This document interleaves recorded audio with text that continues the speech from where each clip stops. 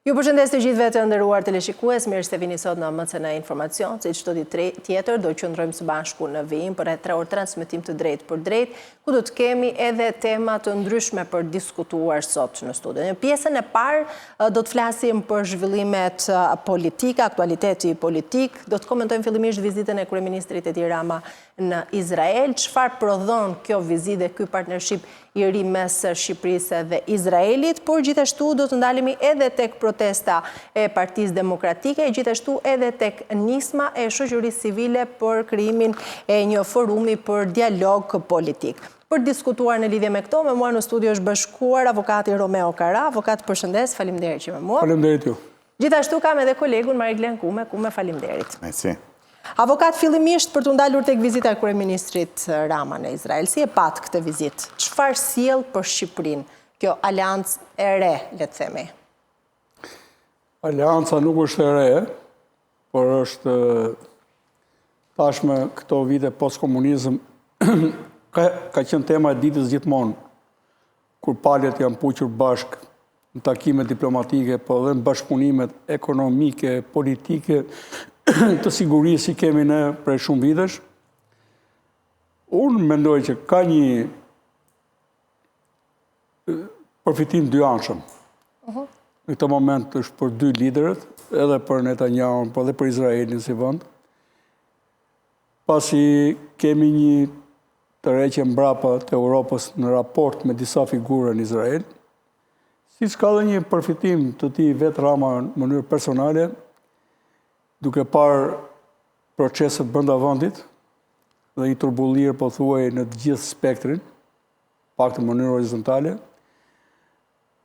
bën një vizitë tillë për krijuar një narrativ tjetër, për t'i thënë aktorëve po dhe popullit që unë kam vlera shumë të mëdha se problemet e Shqipërisë, ja mos më shihni me sytë tuaj, i thon kësaj pune, po më shihni me sytë që më sheh Izraeli apo aktor tjerë ndërkombëtar, por në vërtet është një vizitë e cila nuk ose po rendit për parë në Shqipëri në frontin antisemitizëm. Por rithekson dhe bëhet në një moment që ne do të kemi përfitime patjetër edhe në fushën ekonomike, në fushën e sigurisë, në bashkëpunimin e shërbimeve të ndryshme që kanë kohë që punojmë bashkë, mund të kemi investime në sigurinë kibernetike e tjerë, por mund të kemi dhe pasoja. Ai do të shohim pasojat më pas. Nuk i kam pasojat lidhje me Shqipërinë, i kam në lidhje me faktorin europian. Në lidhje me faktorin amerikan, dihet që një bashkëpunim i ngushtë me Izraelin të afron më shumë me SBA. Kjo dihet. Jemi në konfigurimin e një rendi të ri botëror për dhe të aleancave dhe të ndarjeve të ndryshme. Por nëse kjo vizitë nuk konkretizohet për ato që thuhen atje dhe në të mirën e një populli, domethënë, atëherë do të ngeli, do të ketë në mendjen e shqiptarëve për një kohë afatshkurtër, domethënë. Pra kjo vizitë do konkretizohet apo do ngeli pjesë e demagogjisë. Pra do ketë marrëveshje të firmosura për deri tani përfitime. Për demagogji Rama është specialist, mjeshtër. Pra ka marrë kategorinë e 7, ka marrë të mjeshtrit. Problemi është konkretizim. Brenda Shqipërisë se ka humbur kredër morale, se po shohim që sado që të krijosh narrativ demagogjike, domethënë, kur zhbën sistemin, bile thotë Machiavelli vetë, humbja, domethënë, ose përfundimi është gjithmonë negativ. Pra do të vijë ditë që sistemi do të ngecë si fare. Sot kemi për shembull kalimin e kadastrës nga Vlora në Tiranë, për arsye se shteti nuk ishte i aftë të imponojë me rregullat e tij në Vlorë. Mund të ketë një arsye që atje po ndodhin ndërhyrje të fuqishme, por kjo është sfida. Shteti duhet të jetë deri në kufirin më të largët të tij, në ekstremin më të largët, bile edhe nëpër ambasada, edhe nëpër anije, edhe nëpër avion. Pra shteti humbi sovranitetin atje. Pra nëse vazhdojmë kështu, nuk do kenë më vlerë këto vizita. Në këtë moment i jep një oksigjen edhe vetë Ramës, po edhe vetë Netanyahu, por mua e meriton krau tjetër, janë në luftë, por mua janë dhe në luftë pa barabartë, edhe pse thuhet që janë në aleancë me SHBA-n, është një luftë pa barabartë atje. Ka një opinion të krijuar siguri gjithë populli izraelit është mëkatarë e tjerë, pra reminiscencat e të kaluars po kthehen në shumë plane me shpejtësi. Ka vlerën e vetë, domethënë në lidhje me solidaritetin. Në lidhje me faktorën e brendshëm duhet konkretizohet edhe të vazhdojnë të japin efektet. E qartë. Ku me si e pat këtë vizitë të kryeministrit Rama? Në fakt shihet më shumë si një marrëdhënie individuale mes Ramës dhe Netanyahu, siç është parë edhe me Unë shoh vetëm tek pjesa e dytë e argumentit që pati avokati. Apo është përfitim vërtet ekonomik e politik për Shqipërinë? Jo, nuk këtu mund të jenë pasoja dytësore këto përfitimi ekonomik apo këto marrëveshjet për sigurinë kibernetike e tjerë me radhë. Unë shoh te pjesa e argumentit të dytë që pati edhe avokati që kryeministri Edi Rama deri diku ka guxuar, mund të them unë kështu, sepse ka qëllimin që të po them kështu t'i bjerë në sy më shumë presidentit Amerikës Donald Trump, ketë mundësinë pra përmes këtij takimit ketë mundësinë të afrohet më afër me presidentin Amerikan Donald Trump dhe pse jo që të mund të organizojë një takim me të në Shtetet e Bashkuara të Amerikës dhe neve e dim shumë mirë që lobet më të mëdha, po them ose më të fuqishme, grupet lobiste më të fuqishme janë në Shtetet e Bashkuara të Amerikës, sigurisht janë pjesa izraelite. Dhe në këtë kontekst, deri diku e shoh si me këtë objektiv kryesor. Pra që të personale. Por është edhe një sfidë tjetër, sepse ne nga ana tjetër kemi shpallë si prioritet shtetëror procesin e integrimit me Bashkimin Evropian dhe nga ndërkohë shumë vende të Bashkimit Evropian apo kanë qenë kritik dhe kanë marrë masa për disa drejtues të Izraelit, kupton, për shkak të luftës që zhvilloi me Palestinën, po themi. Kështu që shoh për interesa politike personale dhe deri diku sfiduese për vendin ton. Për Shqipërinë, sepse mund të ketë një lloj ftohtë. Sfiduese në ç'kuptim? Pra, do të lëshojë diçka kryeministri Rama nga Shqipëria? Marrim një shembull, do të ketë ndoshta një aleancë për strehimin e palestinezëve në Shqipëri? Nuk besoj që do arrijmë deri në këtë pjesën, pra mbase gjërat kanë për të ecur më në zhvillim dhe nuk besoj se do arrijmë atje, po unë them sfiduese për vendin tonë sepse mund të kemi një lloj kufizimi ose ngrirje të procesit për çështjet e integrimit, siç dhe mund ta shikojnë me një sy tjetër Bashkimi Evropian në Shqipërinë, ose mund të jetë edhe një lloj, po them kështu, provokimi nga ana e kryeministrit, duke për shkak se po të mbash mend para një muaji diçka e tillë, në një vizitë që ka bërë kryeministri Rama me Macron, mos gaboj, dhe duke shkuar për të vizituar Hashim Thaçin, ka deklaruar që mund të kemi, shpresoj që BE-ja ta mbajnë fjalën që brenda 2027-s të mbyllin procesin e negociatave dhe shpresoj që të qëndrojnë në fjalë, mund të jetë një lloj, po themi, provokimi që bëj edhe lojra tjera nëse ju nuk mbani fjalën.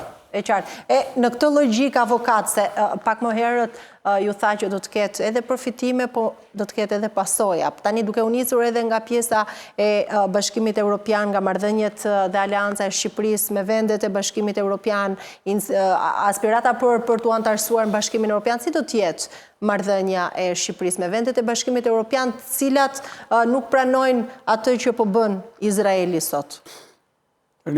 Pra mund të jetë një nga pasojat kjo? Një nga kushtet për të qenë Bashkimin Evropian, siç kemi unifikimin e legjislacionit lidhi paktën me drejtësinë. Pra gjykata atyre vepron si një gjykatë pothuajse shkallës 5 për ne fare, mbas kushtetues. Po që ka vendim përfundimtar, është, me sa kam parë të 3 kapitujt, unifikimi politik në jashtëm. Me të drejtë apo jo, ne tani mund të jemi detyruar të zgjedhim, prandaj ka një rishkartisje të gjithë letrave të rendit të ri botëror që po bëhet, midis bashkimit, s'kemi qenë detyruar, bile SBA deri tani ka qenë interesuar që ne të plotësojmë këto kapitull për të hyrë sa më shpejt në Europë, pra ka qenë një suport i antarësimit të Ballkanit Perëndimor në Europë, po shumë shpejt mund të jemi detyruar të zgjedhim në disa momente midis Bashkimit Evropian dhe SBA-s. Kemi pasur momente duhet zgjedhim midis Bashkimit Evropian dhe Turqisë. Tani kemi midis Bashkimit Evropian dhe Izraelit, i cili akuzon drejtues të qeverisë Izraelit për disproporcionalitet në lidhje me përgjigjen që i ka dhënë provokimit që ju bën në 7 tetor para 3 vitesh nga Hamasi.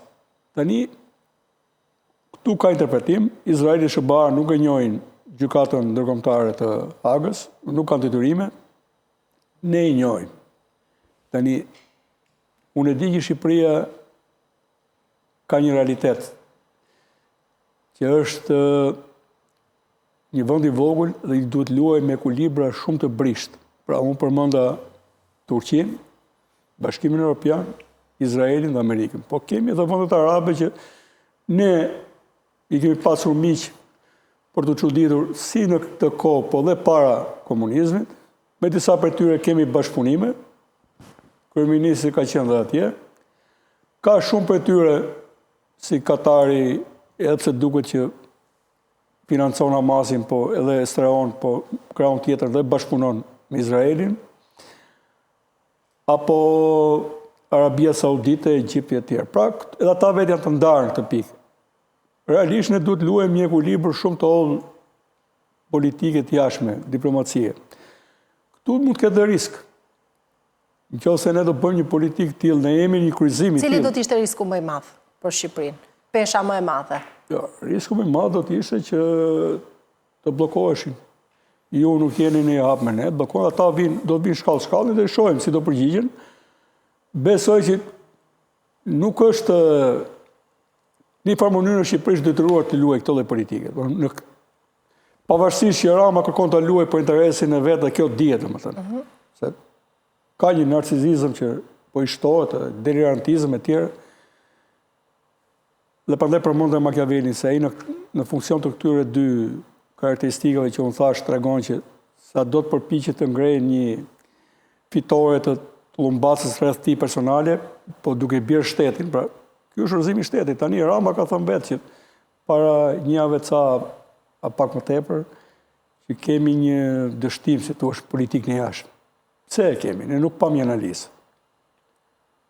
Ne duam një analizë, se s'është dështim i politikës jashtme personale të Romeos e të Ramës apo Spiropalit. Është i dështim i vendit tonë. Dhe vendet e vogla që rollepsen nga dështimet politikë në jashtme. Pse dhe ku?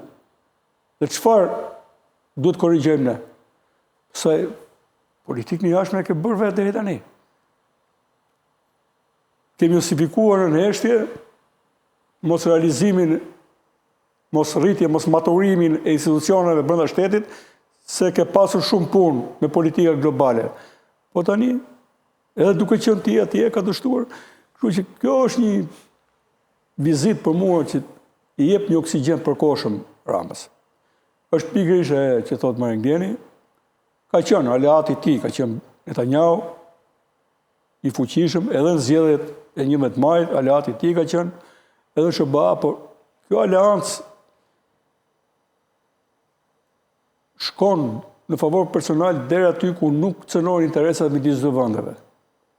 Qofse nesër opozita çohet fuqishëm, sot është nesër, çohet fuqishëm dhe kërkon konkretizimin, atëherë edhe Izraeli vetë nuk është i interesuar për dhe Amerika që të lidhë një aleancë Shqipëri të fortë, po duke pasur gjysmën tjetër, counterpart, kundra. Se kjo është dështim pasaj. Kështu që dhe ato do të ta shohin mirë me vëmendje si do ta lidhin të aleancë. Pra dhe për ata është një gur prove. Se ne nuk është se jemi këto meritat antisemitizmit apo të ruajtjes të jetës të Izraelit dhe i ka bërë Rama, si ka bërë Romeo. Populli ynë ka bërë atë bile me njerëz që ka pasur për të çuditur. Ka qenë pushtues italianët, kemi qenë luft me ta, kur u gjendën pas kapitullimit tyre, dhe zbarkimit që u bën anglo-amerikanët në Sicili dhe në Napoli, në Italinë e Jugut, kur u gjendën në ofensivën dhe vrasjen e gjermanëve, ne kemi mbajtur për shtëpia në shqiptarët.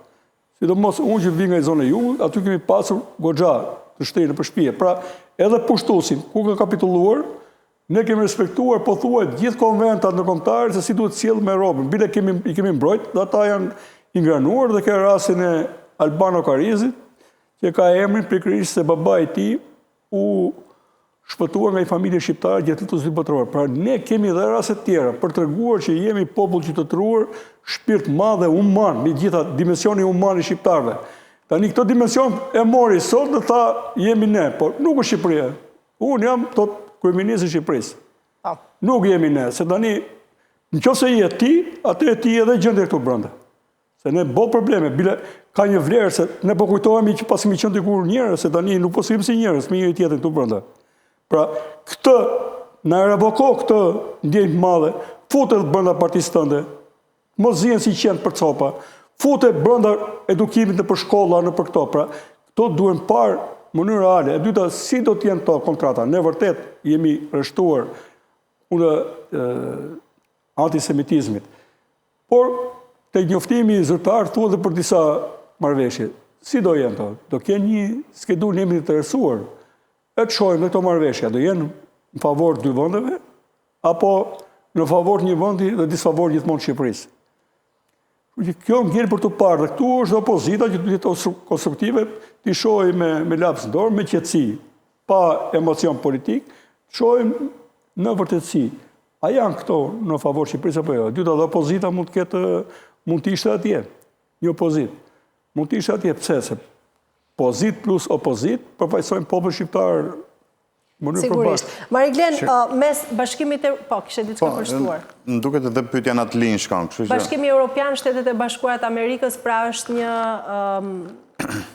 jemi në mes, se ku do shkojmë dhe këtë do zgjedhim, mund të ndodhemi në këtë vështirësi, le ta themi, pra nga njëra anë mbajmë njësira personale me lider. Jemi shumë të vegjël për të vendosur në ato pozita, pra që do duhet zgjedh. Jo, duke patur parasysh që jemi edhe drejt rrugës për Bashkimin Evropian, pra ndoshta si një pasojë që do ta ketë. Po them, ne jemi shumë të vegjël për të vendosur në këtë zgjedhje për që na vendoset kusht, po themi, nëse duhet zgjedhim këtë njërin apo duhet të zgjedhim tjetrën.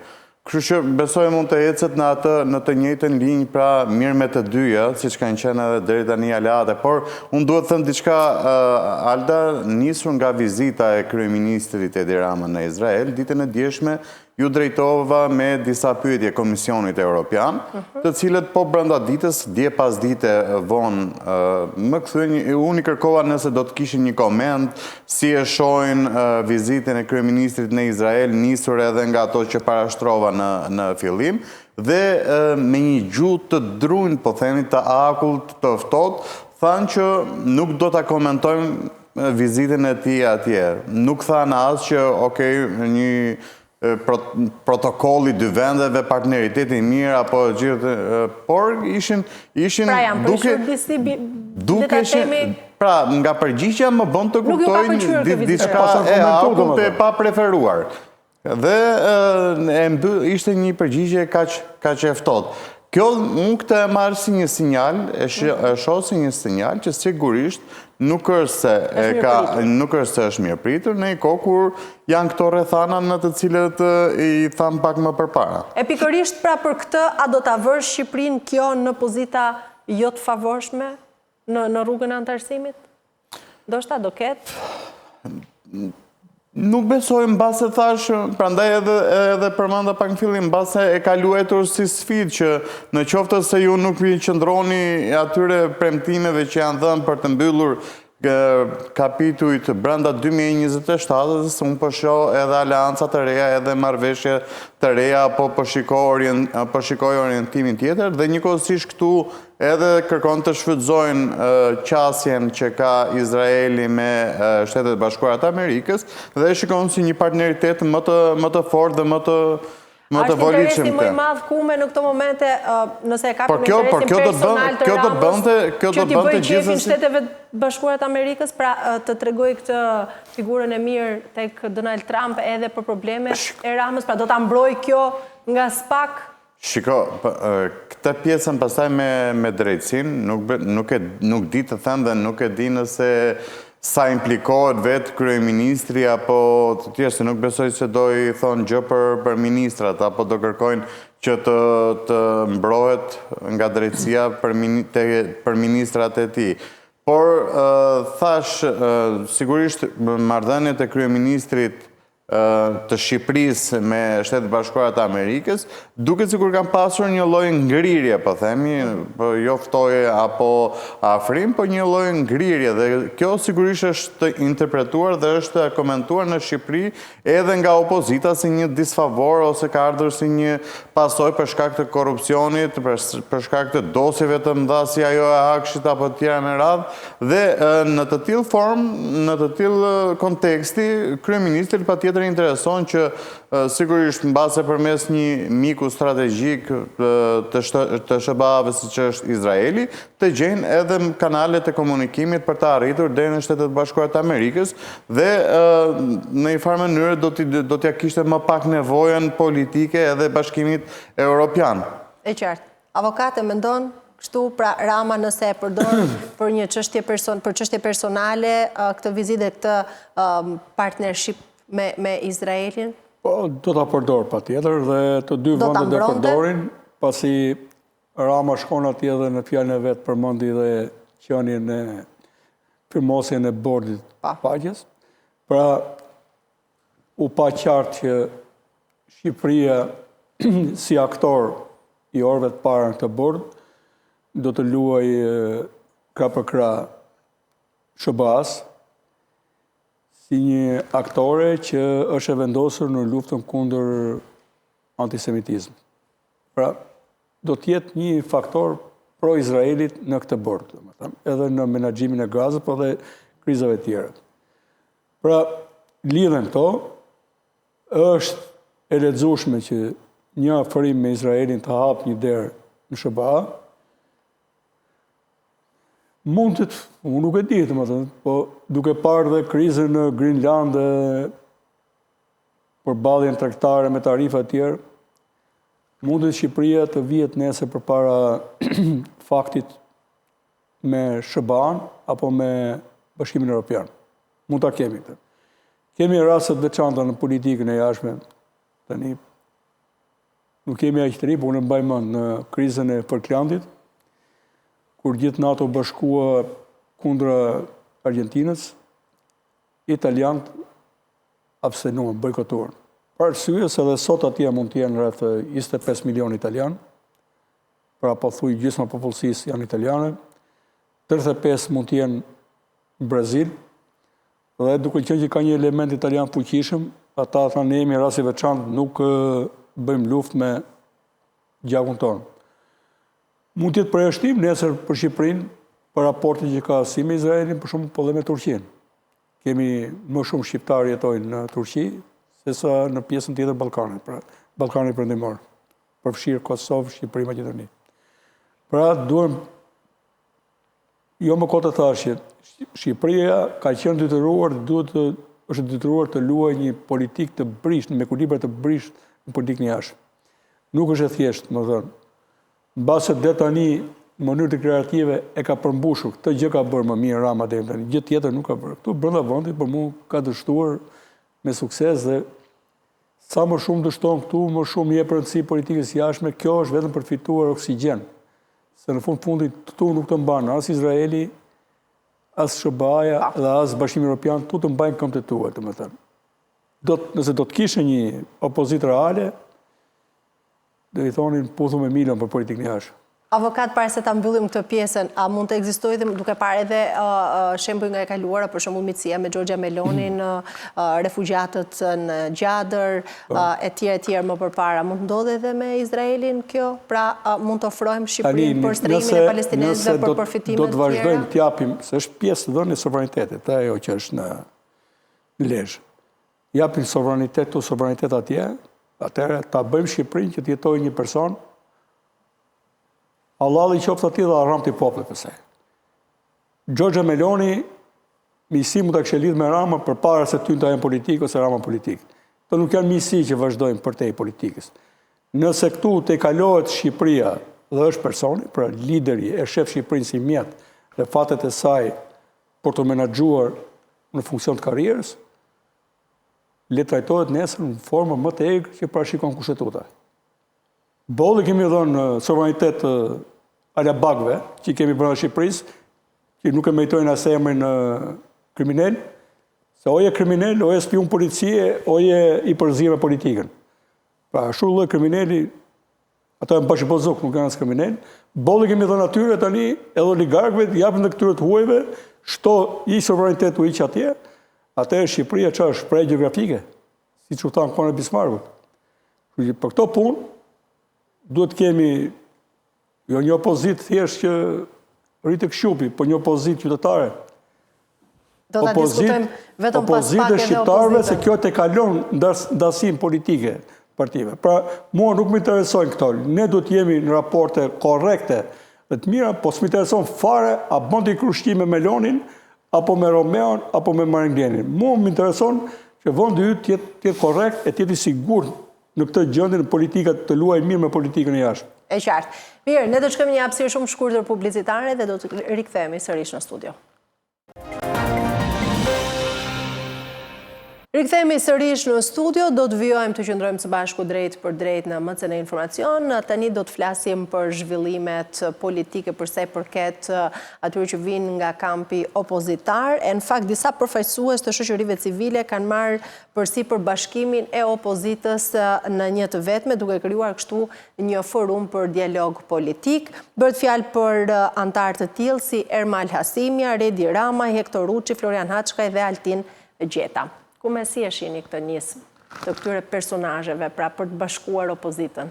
Unë nga dita e djeshme deri sot jam munduar të kuptoj nëse ishte një iniciativë këtyre që lindi si antar të shoqërisë civile, se janë personazhe publik deri diku, pjesa më madhe e tyre janë personazhe publik dhe kanë opinionet e tyre, sigurisht janë të respektuar, kanë një lloj statusi, kredibiliteti në opinionin publik, por nuk e di nëse do arrijnë që të bashkojnë këto forcat opozitare në një që t'i bashkërendojnë në një aksion.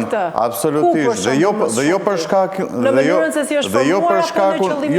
shkakun e tyre. Nuk e kanë fare të ata, sepse si personazhe mund të gëzojnë të gjithë reputacionin pra për qenë të paanshëm ose për qenë të drejtë në atë çfarë kërkojnë. Por shoh më shumë të partit politike, sepse edhe partit politike përveç interesit personal të drejtuesve nuk i shoh që të kenë interes më të gjerë, se cili bën kalkulime, bën llogari personale. Njëri thotë që unë jam i ri dhe kam kohë deri në një moment që të bëhem kryeministër, pas 10 vitesh apo 15 vitesh.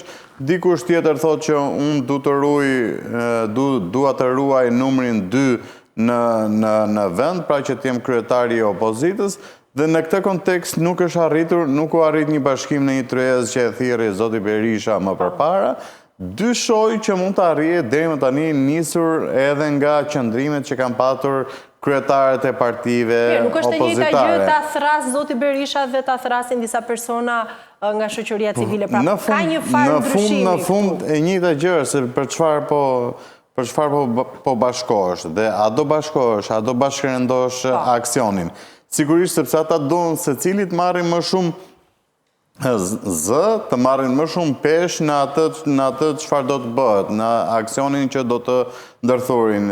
Agron Shea i thotë që unë kam marrë 2 mandate, po më kam votuar sepse nuk jam bashkuar Sali Berishës, ndërsa Adriatik Lapa i thotë që unë mora 1 mandat dhe mora 70.000 vota e kusur sepse jam kundra të gjithë këtyre i quaj kriminal edhe i quajt të korruptuar njësoj si të gjithë, edhe kështu që nuk bashkohen. Thonë që të gjithë kanë kundërshtar kryeministrin Edi Rama, por hapësiren më të madhe, energjinë më të madhe e konsumojnë duke sulmuar njëri tjetrin në opozitë. Avokat, si e pat ju këtë nismë? Do të mundet që ky forum të bashkërendoj gjitha partitë opozitare? Tani, për hir vërtetës të gjitha organizimet civile deri tani pa e paraqituar forumin, ne kanë dështuar, kanë hyrë si aktivist, si civil, pastaj kanë dalë secili me parti, në momentin e zgjedhjeve janë sul, siç kemi rastin e këtyre të rive, që njëri e vajti avokat popullit. Dhe unë vjetë të kohë, paktën me njëri për tyre kam folur gjëra gjatë, që këta do të bashkoheshin bashkë, dhe nëse përfunduan të gjithë bashkë me 3 deputeta 4 sa janë, do të kishin edhe 10 tjerë. Dhe jo me këtë kod zgjedhor, dhe me këtë formë, me këto platforma ligjore për të vajtur menaxhimit zgjedhjeve. Duke parë emrat tani që më thatë, ka një lidhje të fortë me opozitën, kjo zot thotë se nuk i jep drejt të organizohen. Çfarë tregon kjo?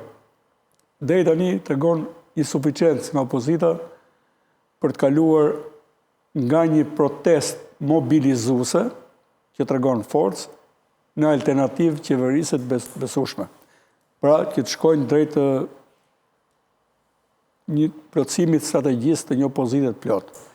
Për këtë i duhen jo vetëm partitë, se parti bile nuk ka më vlerë tani, se mund të kesh një parti me 10 vula, po s'ka më vlerë, i duhet i gjithë elementi opozitar, po dhe patriotik, po dhe intelektual, për përfshirë dhe ekspert dhe njerëz të cilët shohin qartë që duhet një ndryshim. Duhet një rikonceptim i opozitës. Dhe ky forum, nëse do të ri civil, si shtot deri në fund, realisht do të fitoj pikë. Pra këta njerëz shërbejnë si interlokutor të çdo elementi. Pse? Janë bërë protestat e opozitës. A do të arrin ta bashkojnë opozitën nëse qëndrojnë kështu civil? Po këta me dëshirën e tyre për qefe kishin bashkuar që para 100 vjetësh. Po ne po flas si mund të bëhet. Si do ta bashkojnë? Janë bërë protestat, kanë vajt aq njerëz se kanë vajt, edhe kanë mbush sheshin. Problemi është që janë po disa figura që flasin atje, dhe kur pyet këta tjerë që nuk shkojnë për arsye të atyre figurave. Tani, po marr rastin e protestës. PD-ja do ta bëj kombëtare, dhe tani e ka partijake. Pse nuk e bën dot kombëtare? Nëse ti vendos kufirin ke thana me mënyrën e organizimit, nuk e bën dot kombëtare. Se ka njerëz që vuajnë nga psikozat e këtyre partive. Që të bësh protestë kombëtare, duhet të heqish patjetër ato elementet që dalin atje dhe janë me 20 ca shtëpia, minimumi. Dhe shkojnë me Range Rover atje. Se ne ja u dim. Një e përmendëm këtu, para se të filloj emisioni. Pra, mënyra se si duhet mbidhen këta, ai personi, dhe unë kështu i thash atyre vjet, unë nuk dua asnjë lloj pozicionimi, as politik, as ekzekutiv, as gjë. Vetëm bashkoheni dhe bisedoni. Zgjidhni ato probleme që keni dhe se tremendin ne trejemi këtu dhe s'mund të puqemi trejsoj. Ne s'jemi fotokopi një tjetër, klonimet një tjetër. Se cili ka dinjitetin e vet, personalitetin e vet, ka vështrimin e tij. Po hajde pikat kryesore ku mund të bashkohesh, që të lejon dhe programi dhe çfarë ka nevojë vendi. Se po si përgjigjeve ti vendi këtu... Pikën kryesore ata kanë përbashkët avokat. Po nuk e di pra, tani nuk e di. Rëzimin e qeverisë Rama, kështu thonë. Po s'është pikë kjo. Kjo nuk është pikë. Kjo nuk është pikë, kjo është me 3 pika. Këtu Rama i thotë atyre, ju jeni për destabilizim, rrëzim qeverie kështu. Bëhet me alternativë, sakt. Nëse nuk din, mbaj shënime, ja them dhe unë. Të mbaj shënime. Pra, dole në protestat zgjerohet njerë. Hape ata, vendin atje. Jo të shkoj tjetri dhe ata që një cepi një person që ka qenë atje për dhe ka ikur, këtu e prap, ta bështynë aty ke, ose ta opendojnë atje cep. Jo, hapu. Nëse ke dalë për Shqipërinë, do vota, ti du dalësh mbi kapacitetin e partisë. Se ke provuar që nuk i ke ato vota. Dhe çdo vot është e blefshme. Po të bindesh dhe këtë, zotë të tjetër që mund tjetë kjo partia tjetër, që edhe po vuan, që ishë mbushur tyre kupa, ta bindesh që kur fiton kjo parti, nuk do ketë më këto që kanë ndodhur deri tani. Dhe kjo bëhet me vepra.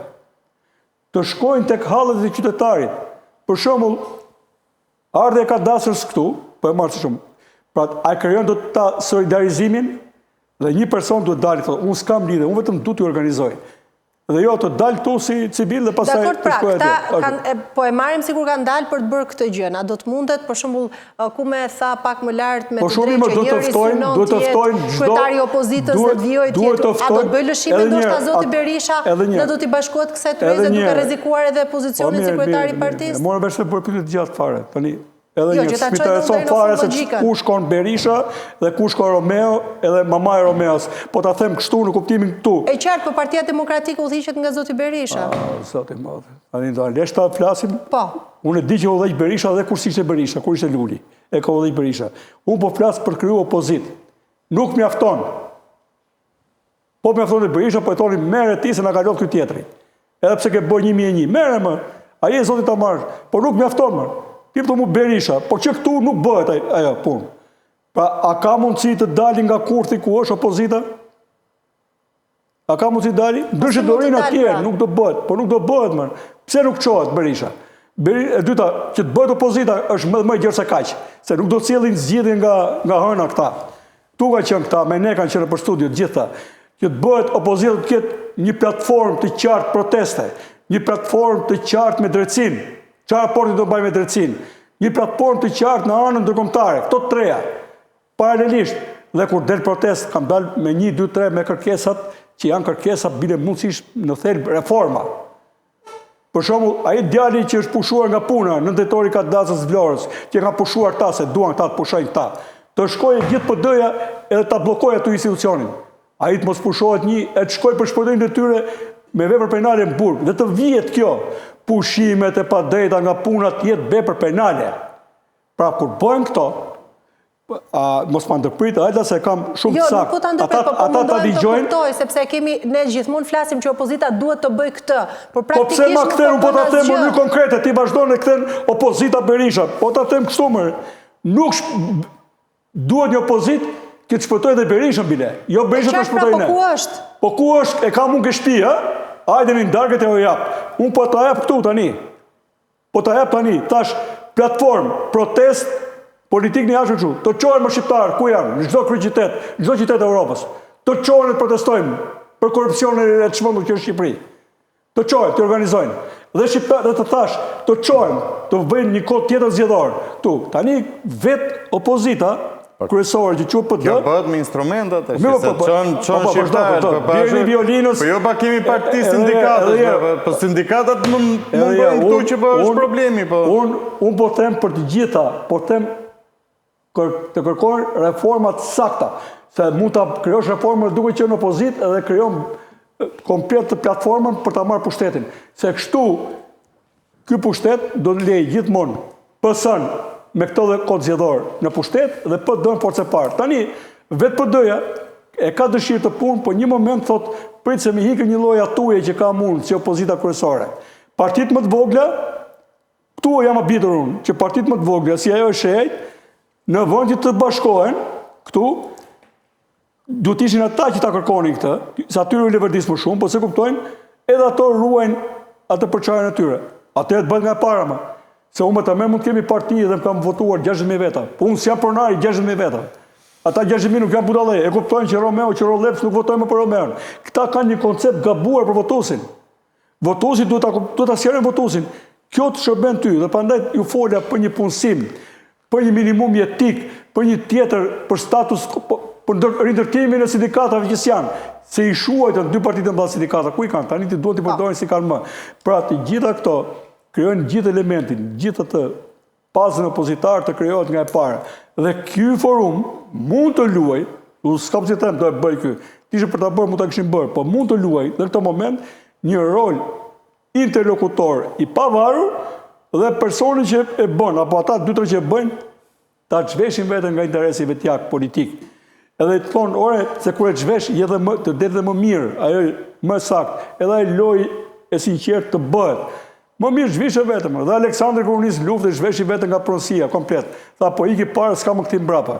Tu zhvishe vetëm nga interesi vetjak, jo si këta, ju në këtë teatri formon 4 parti pësej. Pra kam përdorur një kaos. Jo, këtu është ta shohë situatën sy. Ne duam të zgjidhim situatën, duam të fitojmë. Duam të fitoj i gjithë populli. E qartë, pra do të fitoj e mira në tel. E mira në tel. Unë e sugjerova, nuk e bën. Le të mos e bëjmë, po këta dhe mund të bëjmë. Po të thrasin edhe personat veçantë, njerëz që kanë integritet dhe kanë çfarë japin vendit, kanë një fytyrë, kanë treguar që rezistojnë, kanë treguar që japin vendit. Pra duhet kjo, jo marr këto mund ta kesh ti atë profesor, doktor, docent Shardeni, por nuk hyn punë kujt as shpistate, se s'të njeh asnjëri. Avokat, po në ambicet e tyre nuk e kanë shpallur që do të krijojnë një front të ri partijak, ose do të krijojnë një parti të re. Këta duan që të bashkojnë, të unifikojnë, ose të bashkërendojnë aksionin e këtyre copëzave të opozitës. Dhe kjo, në fund, do një emërus të përbashkët, apo jo? Unë dola për teja saj. Unë thash, si mund të bëhet, nuk i paragjikova, bile, i alash, nëse duan, si këshill, që këshu bëhet. Dhe jam i sigur që bëhesh.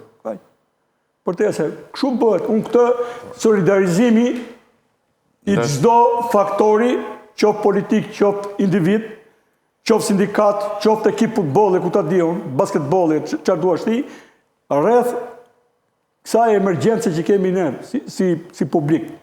Shiko, dakord jam me... A krijohet kjo fryma? Me pjesën... A krijohet fryma, apo jo? Akoma njerëzit janë skeptik. Nuk krijohet fryma, pse nuk krijohet fryma? Nuk krijohet fryma sepse është ajo që tham fillim, që Zoti Berisha lufton për qenë numri 2, dhe Agron Shea i thot kam unë kohë derisa të bëhem 80 vjeçë dhe unë si Berisha do bëhem mirë kryeministër. Gjithë komunistët, 2 kryetarë të grupeve i shmangën dhe bën parti me 1/3. Ti heqin, ta zgjedhin. Këta që janë faktor për çast nuk i duam dhe vazhdojmë me tjerë. Komunistët më të zgjut kur bashkon grupet komuniste, se kemi bërë gjatë në shkollë. Hoqën kryetarët që ruanin pushtetin e tyre dhe ndasin, edhe u bashkuan dhe i ke akoma pushtet. Marikina, kemi informacione konkrete, a kanë këto një platformë konkrete të prezentuar, a do të organizojnë një tresë për t'i thënë të gjitha këto pikat? Fillimisht ata kanë bërë takime off records, informale, po them. Dhe në këto takime kanë marrë një lloj pëlqyeshmërie deri diku për ta marrë pëlqyeshmërie. Pra që mund të binden që të bashkohen në një gjë të tillë. Me kë janë zhvilluar? Me kryetarët e partive, me eksponentët, me personazhet të cilët kanë një lloj reputacioni në publik dhe kanë një lloj angazhimi në publik, si nga shoqëria, nga organizatat e shoqërisë civile, opozitare, por si edhe me partitë të cilat thonë se janë opozitare. Dhe tashmë do t'i konkretizojnë këtë në takime zyrtare. Do bën, po them, takime të protokolluara me secilin nga kryetarët e partive opozitare dhe për t'i paraqitur atë, po themi, platformën e tyre të thjeshtë, bashkërendimin e aksionin kundër kësaj mazhorance, në bashkëpunimin për një kod zgjedhor i cili do t'jetë pra të përfaqësojnë interesat e qytetarëve, të jetë demokratik deri diku, pasi ndryshimet të njëanshme që u bën në 2020 në kodin zgjedhor, edhe me kapakun që i vun në 2024 me ato ndryshimet, 2 ndryshimet që bëri PDPS-ja, e kanë bërë kodin zgjedhor që po them unë... Garanton këtë status quo që jemi tani. Pikërisht, garanton këtë status quo dhe për partitë e reja është shumë i vështirë.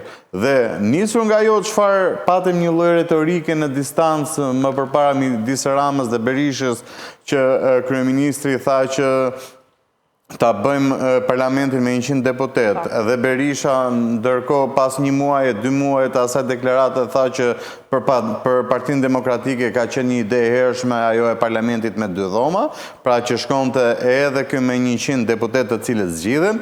Kjo do të ishte edhe më minuese për partitë e reja, pra një lloj bashkëpunimi në heshtje midis partive të mëdha, po themi. Kështu që pra kjo nisë mund të ndikojë edhe tek reforma zgjedhore, ajo territoriale, pra do ketë ndikime. Po dole nga stadi i deklarimeve vetëm nëpër media dhe të hymë punës atje në bazë, si duhet, të ecin edhe për fshatra, takojnë njerëzit që të mbulojnë gjithë Shqipëri me njerëzit e duhur me integritet, me autoritet lokal edhe qendror mase, doja dalin. Pra kjo kërkon punë, të dalim nga momenti deklarativ, të hymë punës. Kjo se marri për sipër, jo vetëm ata, se duhet të ketë të tjerë, se nuk bëhet jo vetëm. Por, nëse të zhvishen vetë, unë e kam nga përvoja gjatë, kam njohur shumë nga këta, që pak nga 90 e këtej, nëse të zhvishen nga interesi personal, do t'ju heci kjo punë. Nuk shkon barë, kur e keme ile nuk shkon barë. Pra avokat, nëse e kuptova drejt i po thuaj që është e rëndësishme të bashkohet opozita në popull dhe jo opozita me kriju opozitë, ke brenda PS-s, po të themu ty njerëz të cilët janë shumë të më forcë se unë base. Por nëse ne do vazhdojmë, vjen PS-ja e që ta PD-s, vjen PD-s, po së ndërprej kjo me reformë qartë, me aty që ta shumë, me ligj për administratë publike, me kodën e punës ku të thuhet dhe atje në kodë pune, eqja e pa drejt nga puna, ka shkatru njerëz. Ti tjetën e ke bërë me vra vetën atje, edhe thua ti, po të jap kaq rroga, edhe si japin as nga xhepi vet. Ti japin nga xhepi tyre çdo dëm një e të shkojnë për shpërdorim detyre vepër penale 2. Se prandaj duan këta ta lehtësojnë kodin penal. I lehtësojnë ke pjesa e zullumeve tyre dhe rëndojnë njerëz të thjeshtë. E çojnë me 900 nene, ta çojnë me 9000 nene, se nuk ka fund perversiteti këtyre. Pra në kjo se do të duhen këtu dhe dalin rrugë për atë minatorin atje, për atë njeriu pa bukë atje, kur krijohet ky solidaritet real, jo thjesht për të shkuar këtë dita zgjedhjeve me maksimalizim votash, do ndryshoj. Aty pasaj do e shohim vetëm Berisha, a është i tepërt apo jo? Si do e shohim vetëm? Se mund të prezantohet dhe ai me problematikat e tij. Është. E qojmë, e përballon do të se çdo njeri do ulet në të gostin e konsekuencave të veta. E ka thënë Euripidi, se kam thënë unë. Do ulet, do përballen ato. Tani po përballen. Kështu që aty të shojnë, vetëm partitë e vogla nuk e bëjnë dot. Është realitet tani, ka një protestë që po zgjon një mobilizim, po është deri këtu. Protesta do të mbyllet, s'ka orar protesta. Nuk janë lajmet e kohës së verit, fillojnë 6 dhe mbarojnë 11 natës. Protesta vazhdon deri kur të mbarojë qëllimi për cilin janë mbledh njerëz. E qartë. Avokat, faleminderit shumë që ishe në studio. Faleminderit ju. Ku me faleminderit. Shkojmë në publicitet, rikthehemi sërish pas pak.